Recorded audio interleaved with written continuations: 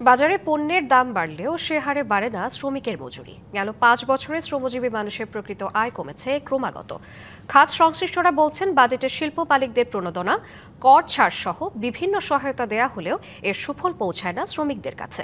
গবেষকরা বলছেন, শ্রমিকের জীবন মান উন্নয়নে শিল্প মালিকদের সরকারি সহায়তায় শ্রমিক কল্যাণের শর্ত যুক্ত করতে হবে।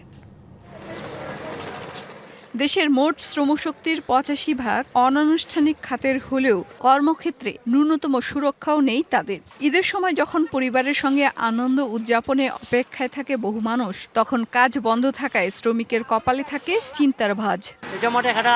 খাওয়া লাগতেছে, এখান থেকে ঋণ করে খাওয়া লাগতেছে। 500 টাকা কামাই করি, ওই 500 টাকা ম্যাচ বিল হইলো 150 টাকা, আর নিজের পকেট পয়সা আছে 200-250 টাকা, থাকি না। বাজারে তো জিনিসপত্র সব জিনিসের দাম বেশি, বাজার হিসেবে তো মনে করেন যে আমাদের কর্ম ওরকম দাম পাই না।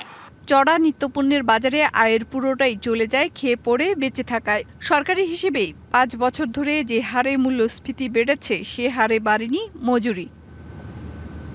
প্রতি বছর রেকর্ড অঙ্কের বাজেট পাশ হলেও 5 দশকেও পরিবর্তন আসেনি অনানুষ্ঠানিক খাতের শ্রমিকের জীবন মানে। দীর্ঘছুটিতে বাজারের দিনমজুর যারা কারণ বাজারের, তারা কি খাবে?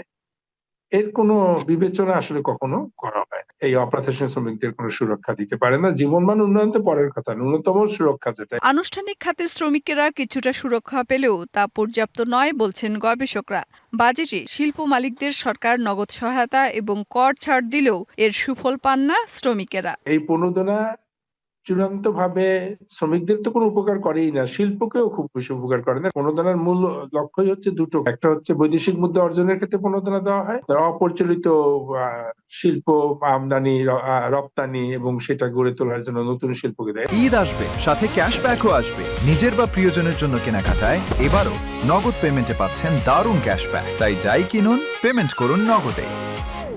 রাজস্ব বোর্ডের তথ্য অনুযায়ী 2022-23 অর্থবছরে সরকার শুধু কর্পোরেট খাতেই কর ছাড় দেয় প্রায় 74,000 কোটি টাকার, যা মোট ছাড়ের 69%। সবশেষ 2025-26 অর্থবছরের বাজেটে অভ্যুত্থান পরবর্তী সময়ে শিল্পে উৎপাদনশীলতা সচল রাখতে প্রায় 651 কোটি 37 লাখ টাকা সুদমুক্ত ঋণ দেয়া হয়। শিল্প মালিকদের এসব সহায়তায় শ্রমিকের কল্যাণ শর্তযুক্ত করার পরামর্শ গবেষকদের। কারখানার কাঠামো এবং কারখানার ক্ষেত্রে বিভিন্ন ধরনের সুযোগ সুবিধা কি আছে, কারখানাটি পরিবেশ বান্ধব কিনা, এই ধরনের বিভিন্ন বিষয়গুলোকে যদি আমরা আমাদের প্রণোদনার সাথে ট্যাগ করতে পারি, প্রণোদনাটা সুফলটা সাধারণ মানুষ শ্রমিকের কাছে পৌঁছায়। অটোমেশনের কারণে বেকার হচ্ছে বহু শ্রমিক। শ্রমজীবী মানুষের জীবনমান উন্নয়নে বাজেটে সুনির্দিষ্ট পরিকল্পনা রাখার পরামর্শ সংশ্লিষ্টদের।